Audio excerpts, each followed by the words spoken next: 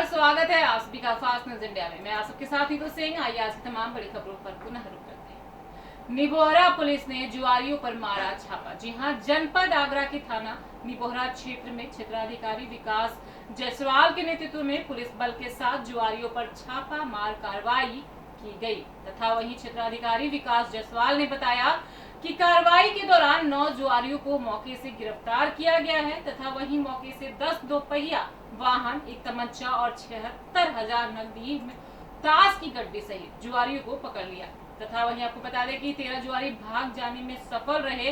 Police द्वारा भागे हुए जुआरियों के खिलाफ भी मुकदमा दर्ज कर दिया गया है। पुलिस भागे हुए जुआरियों की जांच पड़ताल में जुटी है और जुआरियों में हड़कंप मचा है, जिसकी जमीन पर जुआ का फंड लगा हुआ था उसके खिलाफ भी कार्रवाई की जाएगी तथा इस तरह का अभियान हमेशा चलता रहेगा। देखिए आगरा से विद्याराम की रिपोर्ट। देखिए, थाना निबोरा क्षेत्र में जुए की सूचना मिली थी। उस मुखबिर की सूचना पर मैंने 3 थाना क्षेत्रों को चुनाव करके उसका फोर्स इन्वॉल्व करके उस पर प्रभावी कार्रवाई कराई है, जिससे वहाँ पर जुआ खेलने वाले लोग बाहर से आते हैं वो आए और जिस जमीन पे भी जुआ हो रहा था उस जमीन भूमि मालिक के खिलाफ भी मुकदमा निकाला। से क्या कुछ बरामद हुई? ये मौके से लगभग 76,000 रुपये, 10 मोटरसाइकिल और एक व्यक्ति के पास से बच्चा भी बना। सर कितने लोग पकड़े गए? इसमें 9 लोग। सर और भी अभियान क्षेत्र देखिए, लगातार अभियान आपने देखा होगा खनन के खिलाफ और जुए के खिलाफ मैंने जारी कर रखा है, जिससे ये जो अपराध हैं इससे लोग दूर रहें। जुए जैसे अपराध से पूरी सोसाइटी खराब होती है। मेरा प्रयास रहेगा कि जुए जैसा अपराध हमारे क्षेत्र में हो। सर लोगों का कहना है कि लगातार थाना पुलिस को सूचना मिल रही थी लेकिन इसके बावजूद कोई कार्रवाई नहीं की गई। देखिए, थाना पुलिस की संलिप्तता के संबंध में अलग से जांच की जा रही है। अगर ऐसा कुछ मिलता है तो उनके खिलाफ भी कार्रवाई होगी। अमापुर में गणपति जी को लगाया 56 भोग। जी हां, यूपी के जनपद कासगंज के थाना अमापुर कस्बा में 10 दिवसीय श्री गणेश चतुर्थी महोत्सव धूमधाम से मनाया जा रहा है। गांधीनगर स्थित अजय अग्रवाल के आवास पर हर साल की तरह बुधवार को भगवान श्री गणेश को 56 भोग लगाने के बाद श्रद्धालुओं में 56 भोग का प्रसाद वितरण किया गया। पंडित संदीप कृष्ण भारद्वाज ने विधि विधान पूर्वक वैदिक मंत्रोच्चारण से गणेश जी की पूजा अर्चना कर कलश पूजन कार्य संपन्न कराया। इस 56 भोग महोत्सव में भगवान श्री गणेश के चरणों में विभिन्न 56 प्रकार के व्यंजनों का भोग लगाया गया। महाआरती कर श्रद्धालुओं को प्रसाद का वितरण किया गया। इस मौके पर टिल्लू अग्रवाल, विमल अग्रवाल, विनीत मित्तल, राम नारायण मित्तल, आकाश गुप्ता, सराफा, विशाल मित्तल, अतुल अग्रवाल, गौरव गुप्ता, दीपक अग्रवाल, बब्बू, बिट्टू, पालीवाल, शिवा अग्रवाल, कान्हा, प्रियांशी, माही सहित आदि भक्तगण मौजूद रहे। देखिए कासगंज से संजय सिंह की। कस्बे में आज 56 भोग का आयोजन किया गया। कस्बा अमापुर में आज 56 भोग का आयोजन किया गया, जिसमें समस्त कस्बावासी उपस्थित रहे।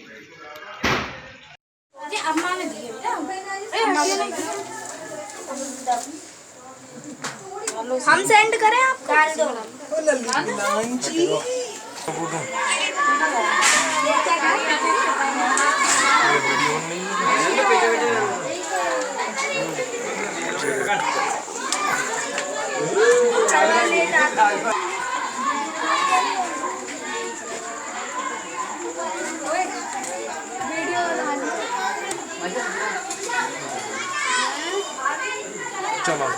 उत्तर प्रदेश और प्रयागराज में रोजगार के नए आयाम। जी हां, खबर है यूपी के प्रयागराज जिले के थाना खुलदाबाद की, जहां पर एक कार्यक्रम में आए सूक्ष्म एवं लघु उद्योग मंत्री सिद्धार्थनाथ सिंह ने मीडिया से बात करते हुए बताया कि प्रदेश में एक इलेक्ट्रॉनिक हब बन रहा है, जिसे माइक्रोसॉफ्ट कंपनी इलेक्ट्रॉनिक सिटी बनाने की तैयारी में, जिसे स्किल डेवलपमेंट चल रहा है और प्रदेश के नौजवानों को रोजगार प्राप्त करेंगे। उन्होंने बताया कि नवंबर में कई जापानी कंपनियां डेलीगेशन आने वाले हैं और वह लोगों को उत्तर प्रदेश में ज्यादा रुचि है। उनको मछली पालन की इंडस्ट्री में काफी इंटरेस्ट है। इस उत्तर प्रदेश व इंडिया एक्सपोर्ट के मामले में एक नया आयाम आएगा। देखिए प्रयागराज से कुमारी मनोज सिंह की रिपोर्ट। और माइक्रोसॉफ्ट का एक कैंपस बनना है उत्तर भारत में, वो आज तक नहीं था, वो भी यहाँ पे आ रहे हैं। तो ये सब देखते हुए उत्तर प्रदेश विश्व के पटल पर एक ग्लोबल इलेक्ट्रॉनिक हब बन के रहेगा। उसके लिए हम लोग और भी बहुत तैयारी कर रहे हैं, स्किलिंग करवा रहे हैं। तो मुझे लगता है कि ये इससे यहाँ के युवाओं को, उत्तर प्रदेश के युवाओं को नौकरियाँ भी बहुत उपलब्ध होंगी। जापान की भी कई एक कंपनियां हैं जो कि आ रही हैं और उत्तर प्रदेश में संभावनाएं ज़्यादा हैं। जी, उन लोग का डेलीगेशन आने वाला है नवंबर में, तो अब देखते हैं, ये कोविड चल रहा है कैसा होता है, मगर वो आएंगे तो उसके बाद हम लोग वो फिशरीज़ में बहुत उन लोग का इंटरेस्ट है, एक्वा कल्चर में, तो उससे भी एक हम लोग का एक्सपोर्ट बढ़ेगा, निर्यात बढ़ेगा और साथ साथ यहाँ पे किसानों की आमदनी भी बढ़ेगी। यहाँ पर ऊन का एक बड़ा हब बनाया जा रहा है। जी, वो मेरे क्षेत्र में है, क्योंकि हम लोग ऊन जो है वो राजस्थान से लेते हैं। हम लोग की जो कंबल फैक्ट्री है, हम लोग के जो कालीन वाले लोग हैं भदोई में, तो उन लोगों को ये जो भेड़ पालक हैं, विशेष रूप से जो पाल समुदाय के लोग हैं, वो उन लोगों को ये इससे सुविधा मिलेगी। यहाँ पे अच्छी प्रोसेसिंग होएगी, क्वालिटी अच्छी बनेगी और इस फैक्ट्री के माध्यम से हम लोग भदोई की कारपेट फैक्ट्री और कंबल फैक्ट्रियों को दे पाएंगे। क्या उत्तर प्रदेश का ये पहला हब कहा जा सकता है ऊन को लेकर के? अब नए आधुनिक रूप में तो मैं कहूँगा ज़रूर, मगर मैं उम्मीद करता हूँ ये हर जगह ये। पुलिस ने लगाया ताला। जी हां, उत्तर प्रदेश में पुलिस जहां अपने कारनामों की वजह से चर्चाओं में रहती है, वहीं अमेठी पुलिस का भी एक कारनामा सामने आया है। 20 साल से अपने घर में रह रहे एक परिवार को घर से बाहर निकालकर घर में ताला लगा दिया, जिसकी वजह से एक परिवार खुले आसमान के नीचे रहने को मजबूर है। दरअसल मामला संग्रामपुर थाना क्षेत्र के ठिगाह ग्राम सभा का है, जहां 1996 में कल्लू यादव निवासी ठेंगाह थाना संग्रामपुर को 728 नंबर में प्रधान द्वारा भट्टा दिया गया था, जो कल्लू यादव ने गांव के ही रहने वाले बालेश्वर साहू को 1999 में सन 9,000 रुपए में बेच दिया था। उस जमीन पर बालेश्वर साहू ने अपना मकान बना लिया और उसका सारा परिवार राजी खुशी मकान में रह रहा था। अचानक 23/8/2020 को कल्लू यादव उनके घर की महिलाएं लाठी डंडा से बालेश्वर के मकान पर पहुंचकर मारा पीटा तथा घर का सारा सामान निकालकर बाहर फेंक दिया। मौके पर पहुंचे 112 नंबर उल्टा बालेश्वर साहू को व उनकी पत्नी को थाने उठा ले गए।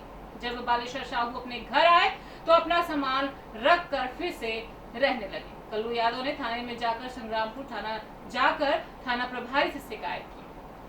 हमारे मकान पर बालेश्वर साहू ने कब्जा किया है। थाना प्रभारी ने शिकायत मिलते ही बालेश्वर साहू के घर पर सिपाहियों को भेजकर बालेश्वर के परिवार से रह रहे औरतों और बच्चों को बाहर निकालकर ताला लगा दिया।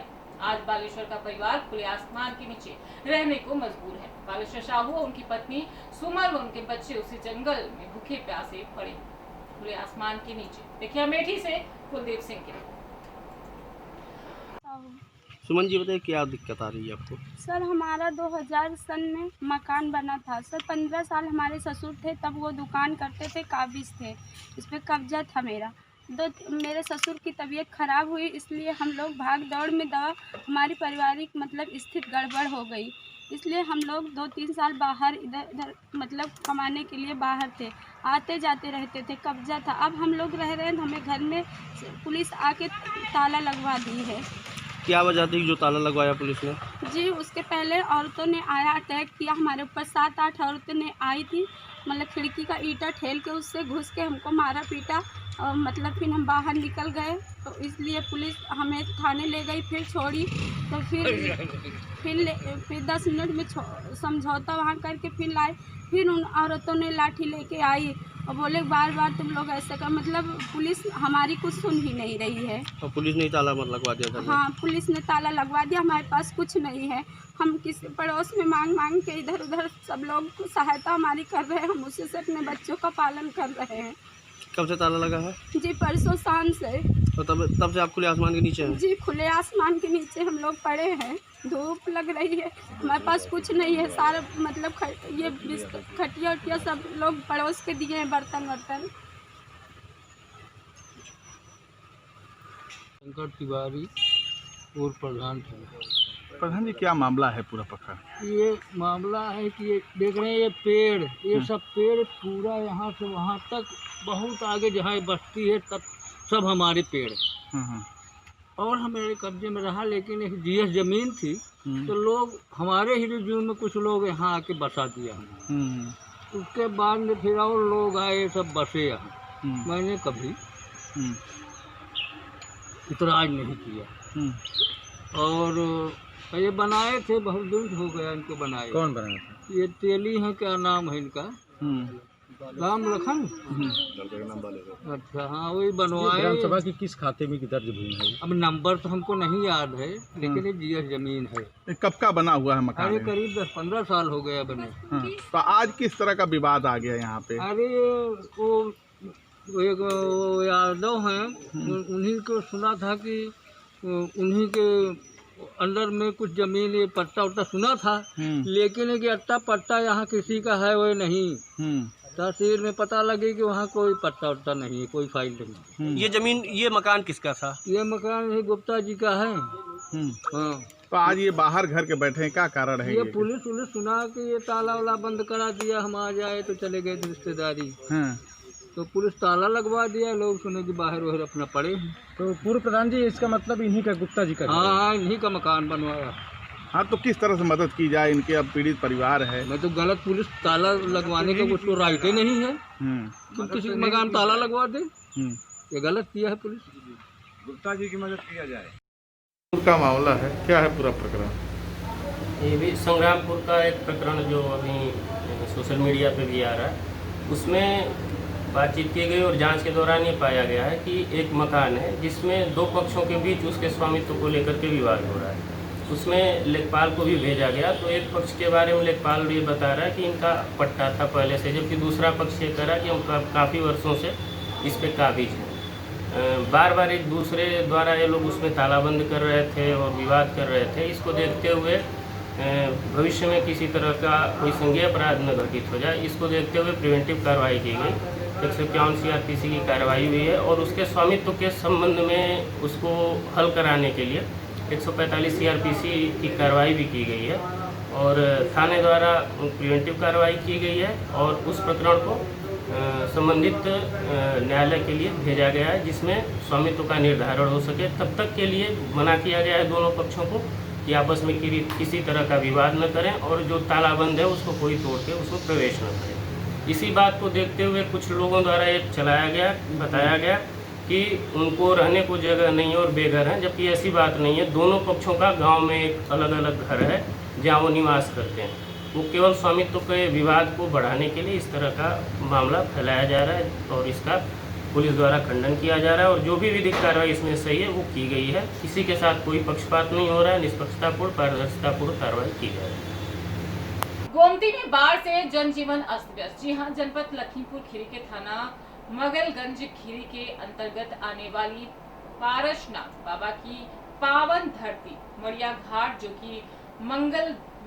जो कि बाबा की पावन धरती मड़िया घाट, जो कि मंगलगंज से मात्र 600 किलोमीटर की दूरी पर स्थित है, जहां पर दूर दूर से प्रत्येक वर्ष श्रावण माह में लाखों की संख्या में कांवरिया पैदल चलकर बाबा भोलेनाथ का जलाभिषेक करते हैं।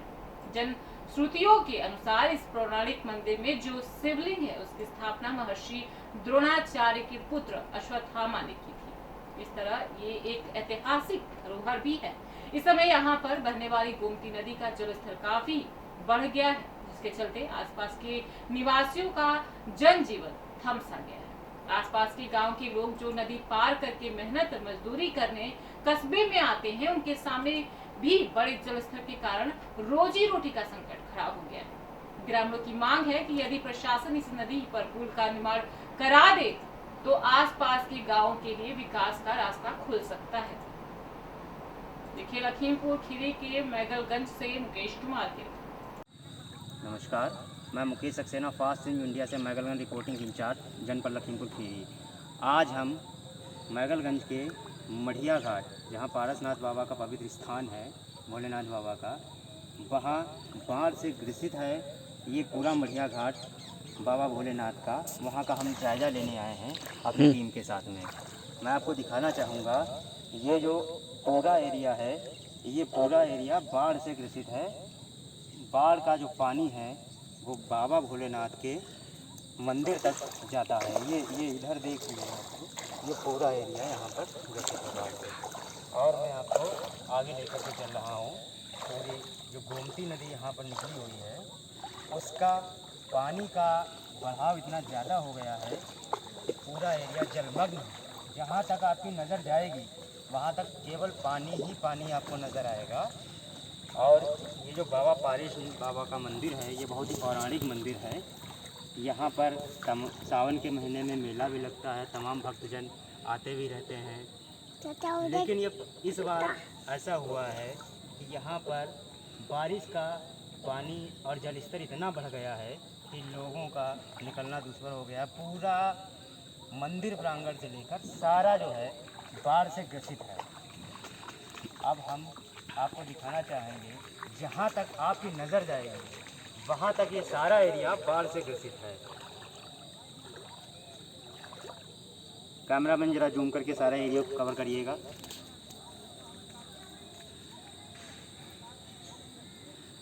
इधर भी दिखा दीजिए, इधर ये सारा कवर अप करिएगा एरिया को। ये जितना एरिया है यहाँ से वहाँ तक ये सारा कवर करिएगा। मैं यहाँ के कुछ स्थानीय लोगों से बात करने की कोशिश कर रहा हूँ। देखता हूँ कि कोई यहाँ पर मंदिर प्रांगण में कोई स्थानीय व्यक्ति मौजूद है, ताकि मैं उनसे बात करूँ कि यहाँ पर लोगों को किसी दिक्कत का सामना करना पड़ रहा है या किस चीज़ का सामना करना पड़ रहा है। ये सामने जो आपको नज़र आ रहा है वो बाबा पारेश्वरनाथ का मंदिर है। मैं यहाँ के स्थानीय लोगों से बात करना चाहूँगा। भैया अपना नाम बताइए, कहाँ से? मैं ग्राम अंदा इब्राहिमपुर का हूँ। यहाँ बाढ़ बहुत ज़्यादा है, नवाऊ से उतर रहा हूँ, बहुत परेशानी हो रही है आने जाने की। कब से ये यहाँ पर जल स्तर जो बढ़ा हुआ है, ये जल का स्तर जो बाबा पारेश्वरनाथ के नाम पे, ये कितने दिनों से बढ़ा हुआ है? करीब 6, 7, 8 दिन या 1 हफ्ता हो गया है। आपको जाने में, आप लोगों को जाने में तो बहुत दिक्कतों का सामना करना पड़ रहा होगा। किस तरह से आप लोग यहाँ से जाते हैं? अरे अब आ रहे हैं, करीब आधा घंटा तो इस नदी में चलने का लगता है। अच्छा, इसके आगे जो भी गांव हैं वो सारे बाढ़ से ग्रसित हैं। मतलब ये सारा पानी जो है गांव के अंदर तक भी जा रहा है क्या? हाँ, अंदर तक भी जा रहा है। सब गांव की खेती के सब।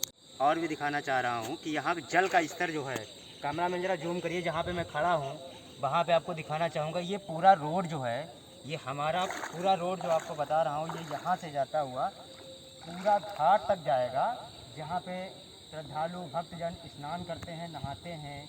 इसी वजह से आपको बता रहा हूँ, बीते दिनों में एक यहाँ पर डूबकर एक व्यक्ति की मृत्यु भी हो गई है। और जो डूबने के कारण मृत्यु हुई है उसकी डेड बॉडी, उसकी लाश मिलने में, सब मिलने में बहुत दिक्कत हुई। कई गोताखोर जब अंदर घुसे हैं और हमारे यहाँ के एसओ साहब चंद्रकांत सिंह जी उन्होंने साथ दिया, तब जाके उन्होंने उस लाश को सबको बरामद कर पाए हैं वो। और आपको मैं आगे लिए चल रहा हूँ, इसी रोड से। ये बहुत ही, इस पर चलना निकलना मुश्किल हो रहा है। जो आगे घाट बना हुआ है, इतना पानी, इतना जल का स्तर बढ़ गया है कि निकलना, पैदल चलना मुश्किल हो रहा है। धन्यवाद। मैं Mukesh Saxena, fast news India से, कैमरामैन अवनीश गुप्ता के साथ। ऊपर आना है। ये मंदिर जो है पारेश्वरनाथ बाबा का प्राचीन मंदिर है, वहाँ के मैं आपको दर्शन कराता हूँ, आपको लिए चल रहा हूँ। मैं बोलूँ, मैं अपने कैमरामैन से कहूँगा थोड़ा जूम करके और भगवान पारेश्वरनाथ बाबा का मंदिर का पूरा वीडियो शूट करें और दिखाएँ कि ये पुराना मंदिर है, प्राचीन मंदिर है, बहुत ही सुंदर मंदिर है। और इसी के आगे जो हम अभी आपको दिखा रहे थे, जो जल का स्तर बढ़ा हुआ था गोमती नदी का, वो इसके आगे ही वहाँ पर भक्तजन जो है श्रद्धालु स्नान करते हैं। उसके बाद यहाँ पर खबरों का सिलसिला लगातार बरकरार रहेगा। आप बने रहिए फास्ट न्यूज़ इंडिया के साथ। तब तक के लिए मुझे दीजिए इजाजत।